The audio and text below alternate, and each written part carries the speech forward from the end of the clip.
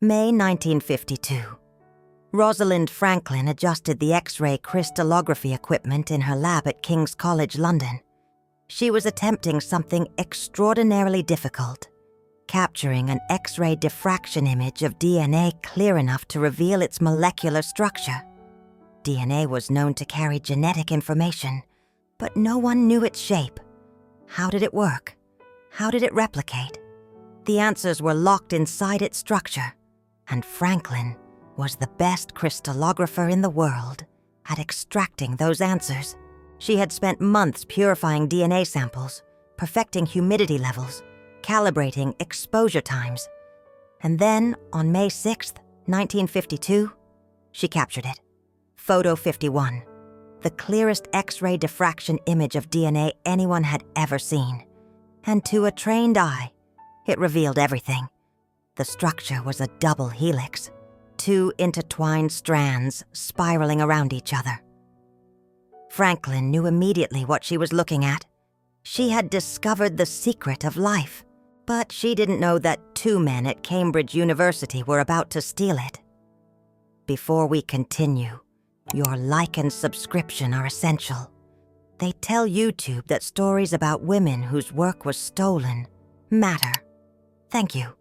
James Watson and Francis Crick were molecular biologists at Cambridge. They were trying to solve the same problem as Franklin, determining DNA's structure. But they weren't getting anywhere. Their models didn't work. Their data wasn't conclusive.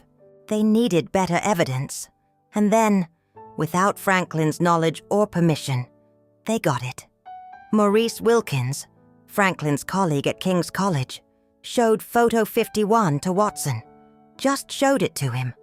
Franklin's private research data handed over to a competitor without her consent. Watson saw the image and knew immediately what it meant. He rushed back to Cambridge and told Crick. Within weeks, they had built their famous DNA model, the double helix. They published their findings in Nature in April 1953.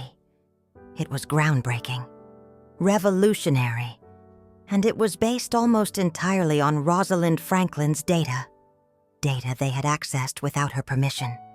Franklin's contribution was mentioned in a footnote.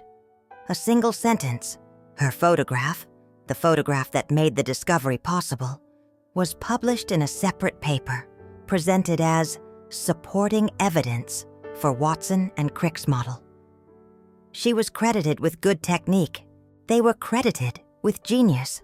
The scientific community celebrated Watson and Crick as the discoverers of DNA's structure. Franklin was forgotten, and it would have stayed that way permanently if not for what Watson did years later. In 1968, James Watson published a memoir called The Double Helix. It was a bestseller. It told the story of the DNA discovery from his perspective. And in it, he described Rosalind Franklin with shocking contempt.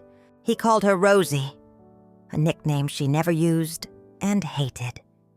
He described her as difficult, emotional, unattractive. He suggested she didn't understand her own data. He portrayed her as a lab technician, competent but not brilliant, and he took credit for interpreting what she had photographed, as if seeing the helix in Photo 51 required genius that Franklin lacked. It was historical revisionism designed to justify theft. If you're finding value here, please like and subscribe. Your support helps us continue rescuing these stories. Thank you. But Watson's book had an unintended consequence. It made people angry. Scientists who had known Franklin began speaking up. Colleagues who had seen how brilliant she was pushed back.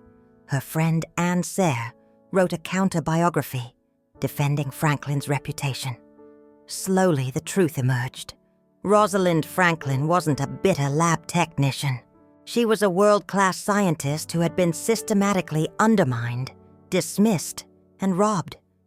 And the Nobel Prize that Watson, Crick, and Wilkins won in 1962 for discovering DNA's structure.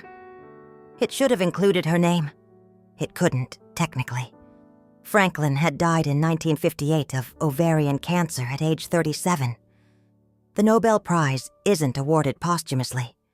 But even if she had lived, would she have been included? Women scientists in the 1950s were routinely excluded from credit. Their work was published under male colleagues' names. Their discoveries were attributed to their supervisors. Their brilliance was dismissed as luck or careful technique. Franklin's story wasn't unique. It was typical. What makes it particularly painful is that we know exactly what was stolen and exactly who did the stealing.